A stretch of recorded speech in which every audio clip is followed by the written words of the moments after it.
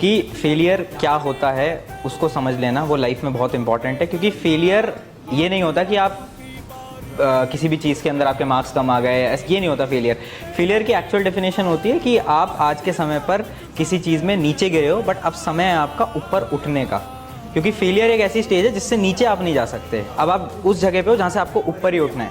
हारना बहुत ज़रूरी है भाई जीवन में, बहुत ज़्यादा इम्पोर्टेंट है। हार के जो आंखों में आंसू आते हैं ना, जो इंसान इमोशनल होता है ना, वो अंदर से इंसान को स्ट्रेंथ देता है। मैं बहुत हारा जीवन में, और जब जब मैं हारा तब मैं अंदर से स्ट्रांग हुआ। और जिस दिन आप हारते हो ना, उस दिन आपको दुनिया की सच्चाई दिखनी शुरू हो जाती है। आप हारोगे तो आपको असलियत दिख जाएगी, समाज की, दुनिया की, दोस्तों की, परिवार की, रिश्तों की। मुझे ऐसा लगता है, मैं खुद से बस क्वेश्चन पूछता हूँ, एंड फेल हो गया, एंड मेरे से नहीं हो पा रहा, एंड मैं सही बंदा नहीं उस टाइम पे, एंड पैसे नहीं कमा पा रहा हूँ अभी मैं, and what. So I always just think about, और क्या भाई, क्या ही हो जाएगा, मतलब क्या है। So to me I don't see anything as failure. मैं बहुत इरैशनली ऑप्टिमिस्ट बंदा हूँ। मुझे लगता है कि दुनिया में बहुत चीजें अचीव करने के लिए, और मैं सब अचीव करने वाला हूँ, और मुझे लगता है मैं ऐसे ही ऊपर से आया हूँ, मेरी मॉम ने मुझे बोल दिया तो मैं कर लूंगा।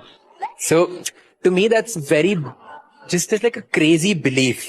मुझे लगता है बस मैं ही हूँ और मैं कर लूंगा एक दिन।